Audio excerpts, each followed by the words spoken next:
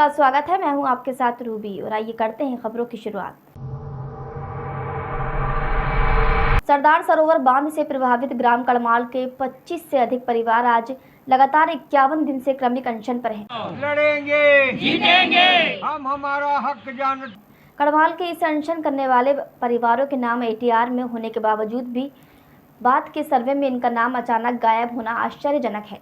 2 परिवार तो ऐसे हैं जिन्हें अभी तक मुआवजा ही नहीं मिला।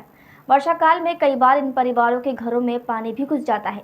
इसके अलावा डूब प्रभावित शासन की गलत पुनर्वास नीति का दुष्परिणाम ये लोग भुगत रहे हैं। इन सभी परेशानियों से मुक्ति हेतु ये लोग क्रमिक अनशन कर रहे हैं। तो हमारा यही कहना है सरकारों से कि या तो व्यवस्थित पुनर्वास कर दे और पुनर्वास में जो भी व्यवस्था अधूरी है, रोड अभी नहीं बने, नाली अधूरी पड़ी है, कई प्रकार की समस्या है। इसी समस्या को सरकारों ने समाधान करना चाहिए। और इधर मैहर में राष्ट्रीय किसान महासंघ के पदाधिकारियों और विधानसभा नागौद के मड़ऊ और पिथौराबाद के ग्रामवासियों ने मुख्य कार्यपालन अभियंता को जले हुए ट्रांसफार्मर को बदलने के लिए ज्ञापन दिया। ग्रामीणों ने आरोप लगाते हुए कहा कि विद्युत विभाग की लापरवाही के चलते इन गांव के कई परिवार तकरीबन 2 माह से जले हुए ट्रांसफार्मर को न बदलने के कारण अंधेरे में रहने को मजबूर हैं, जबकि बिजली बिल जमा भी हो चुके हैं। ग्रामीणों और राष्ट्रीय किसान महासंघ ने चेतावनी देते हुए कहा कि अगर ट्रांसफार्मर को नहीं बदला गया तो कार्यपालन अभियंता कार्यालय के सामने धरना देंगे। डी साहब को गांव के 10-25 लोग आ करके ज्ञापन दिए। उन्होंने क्या कहा उस संबंध में? वो पहले तो निकल ही नहीं रहे थे। वो कह रहे थे कि हमारी समस्या नहीं है, वहाँ जाइए, यहाँ जाइए। फिर इसके बाद में जब पुलिस प्रशासन आया, बोले इन लोग आए हैं वहाँ से उतनी दूर से, इनका आप लोग ज्ञापन क्यों नहीं लेते हो?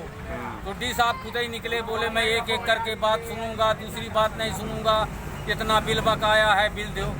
आओ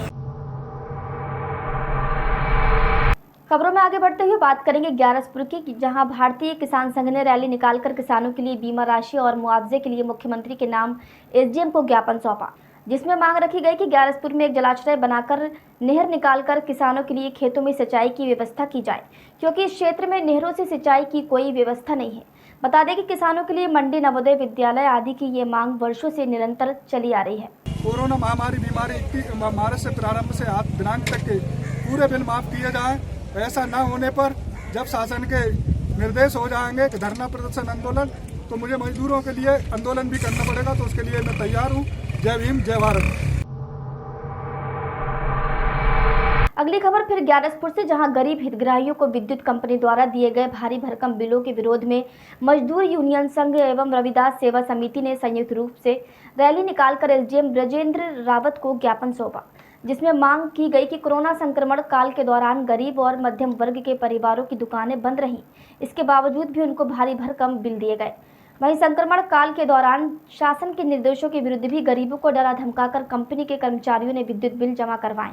इस राशि को अगले महीने के बिलों में समायोजन की मांग रखी गई। किसान की आज जो क्षतिग्रस्त फसल हुई है, उस फसल के बीमा संबंधित हमने बीमा कंपनी को और एसडीएम महोदय को ज्ञापन दिया है कि वो हमारा किसानों के खेतों में जाके सर्वे करें। और दूसरी मांग हमने ये रखी है कि किसानों की जो बाढ़ प्रभावित क्षेत्र हुए हैं वहाँ पे उनका सर्वे किया जाए। बुलेटिन में फिलहाल इतना ही। देश दुनिया की खबरों के लिए देखते रहिए न्यूज़ प्रवक्ता। नमस्कार।